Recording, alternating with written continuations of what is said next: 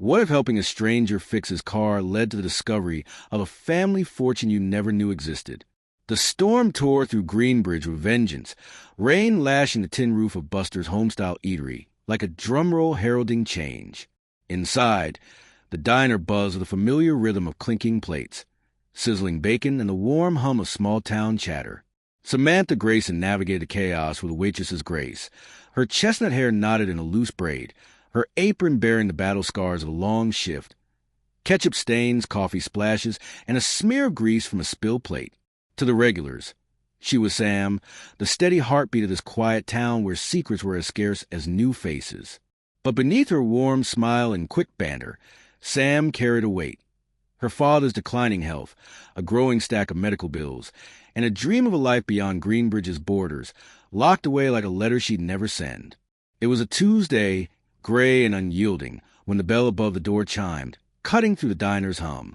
A stranger stepped in, his tailored suit soaked and clinging to his tall frame, his sharp jawline set in a scowl that screamed city.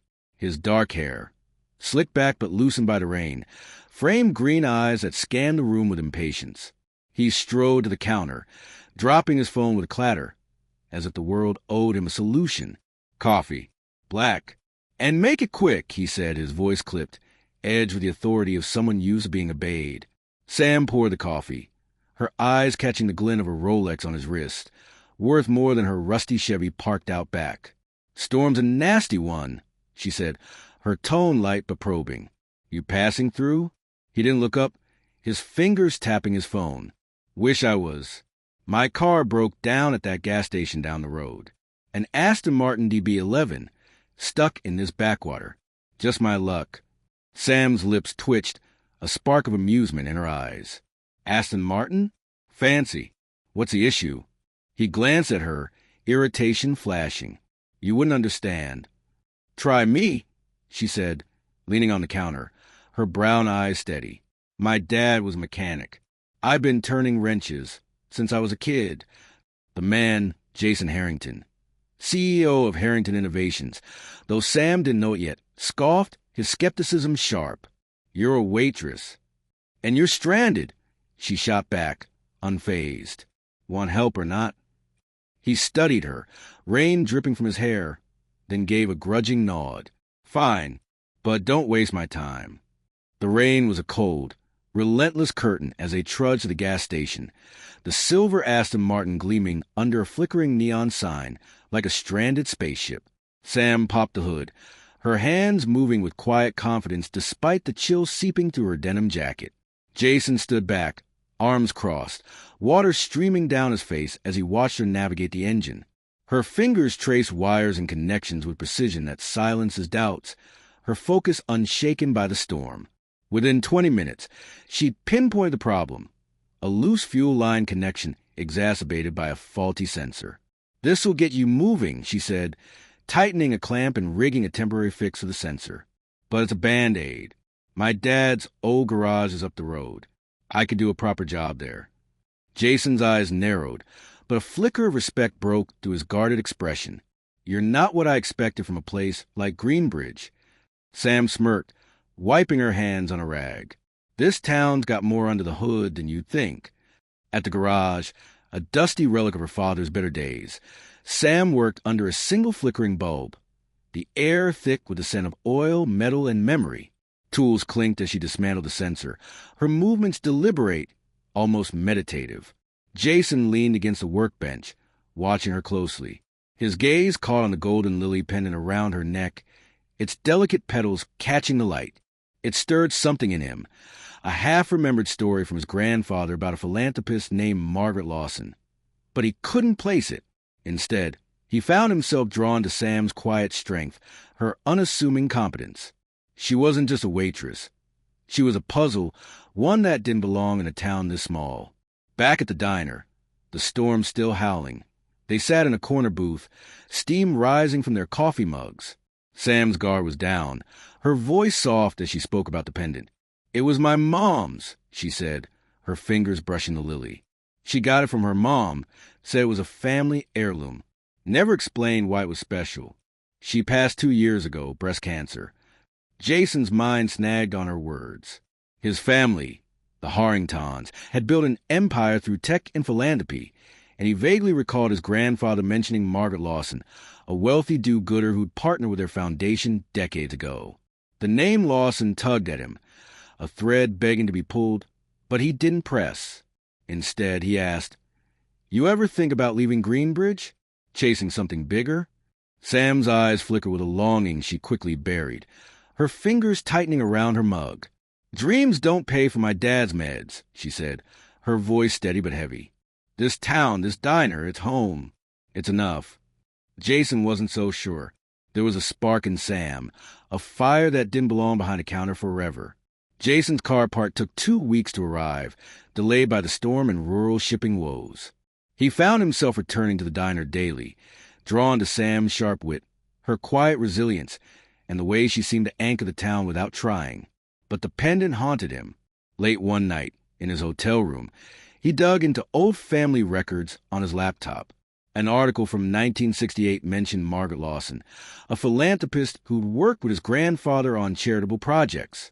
It described a golden lily pendant, a family heirloom passed to Margaret's daughter. Jason's pulse quickened. He cross-referenced records, building a timeline. Margaret's granddaughter, Catherine Lawson, had married a mechanic named Tom Grayson and settled in Greenbridge.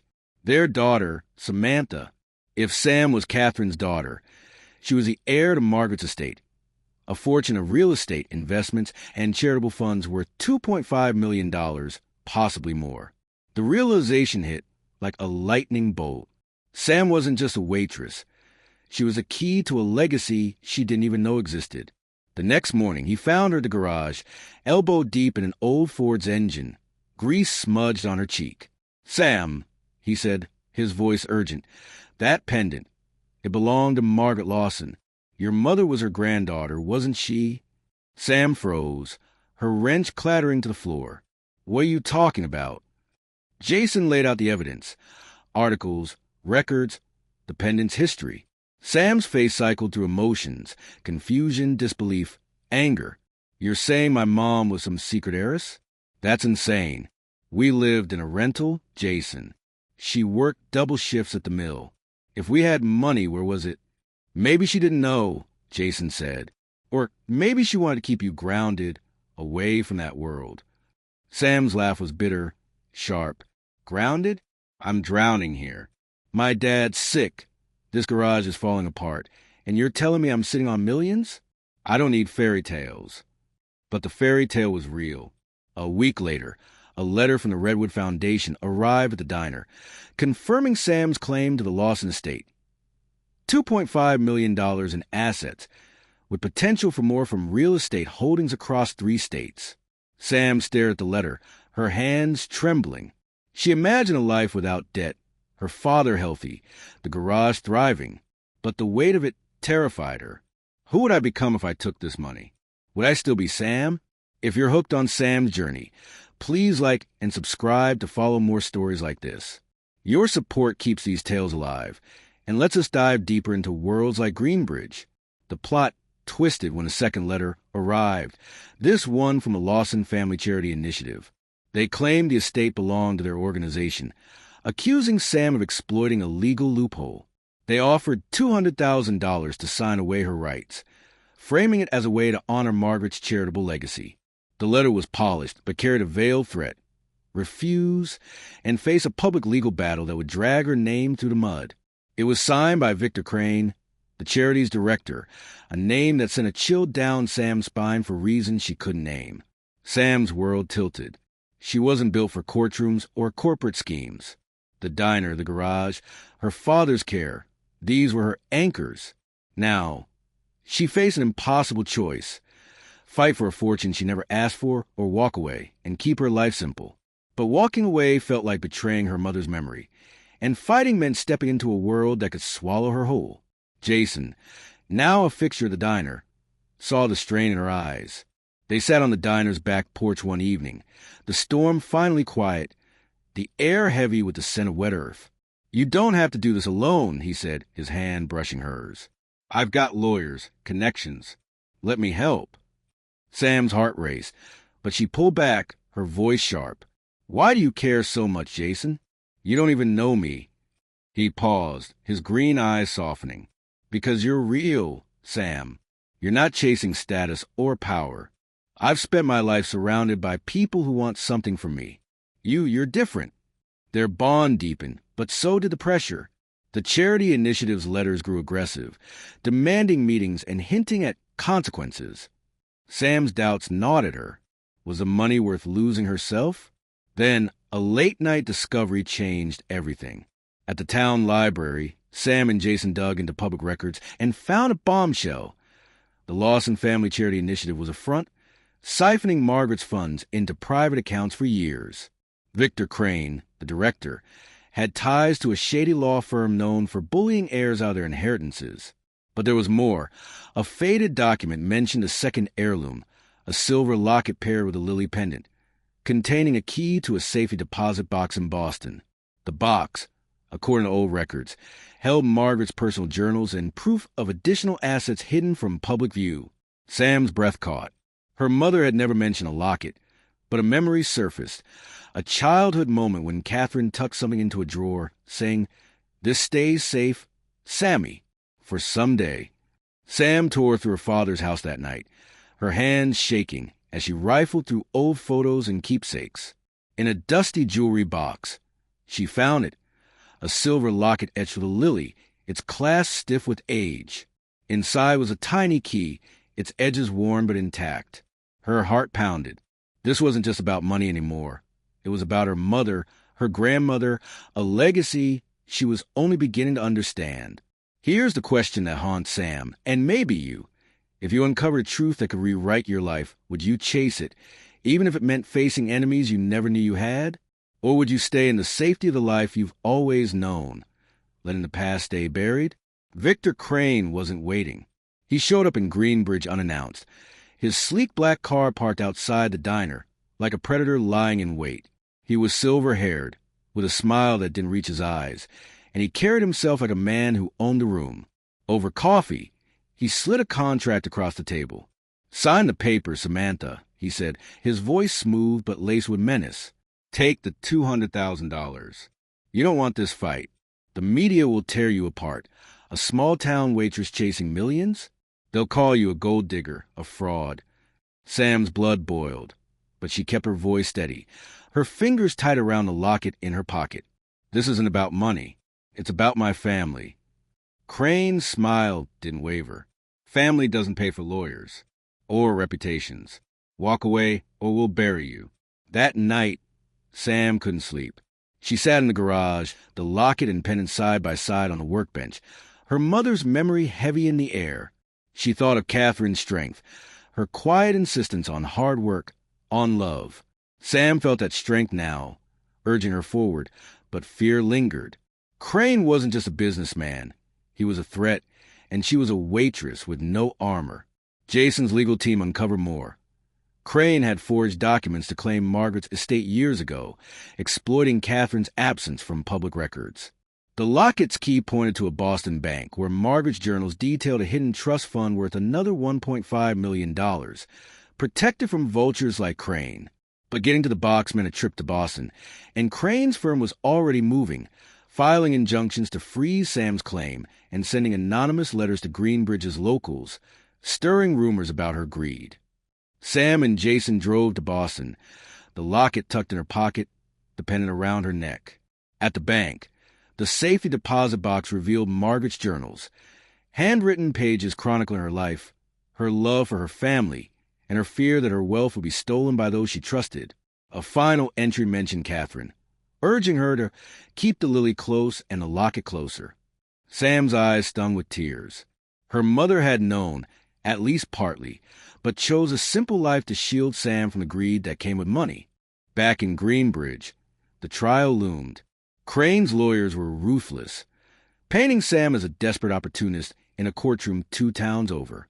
They twisted her life, her diner job, her father's illness, into a narrative of manipulation.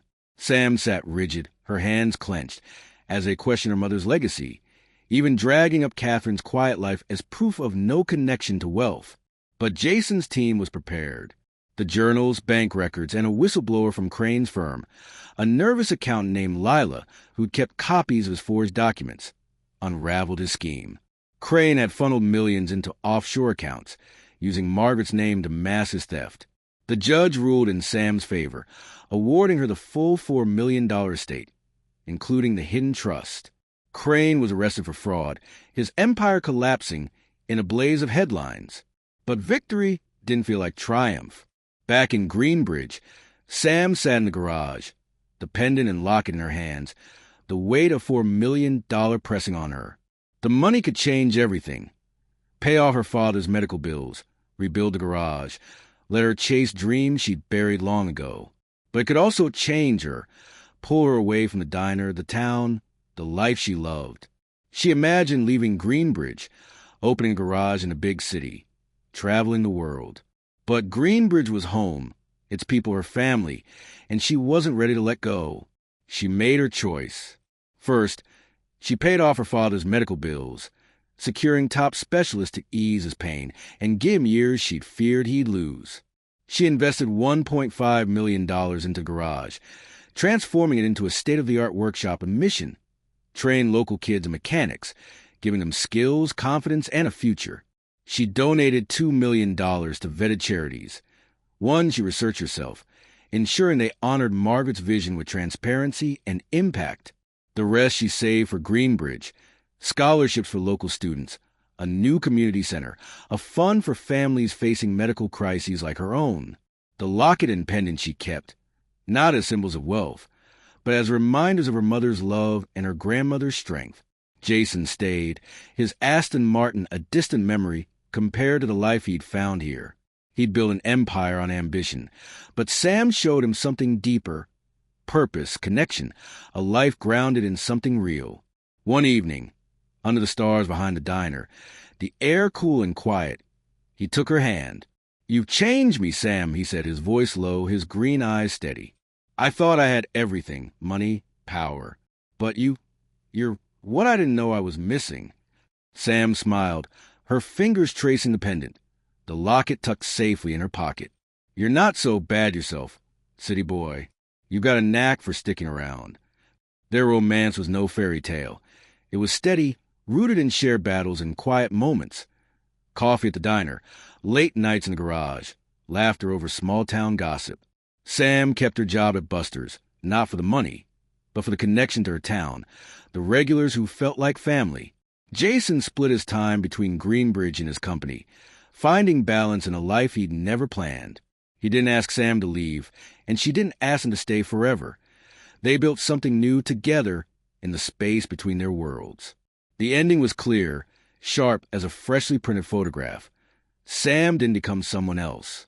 She stayed Sam Grayson, waitress, mechanic, daughter, friend, using the loss and fortune to lift Greenbridge without losing herself.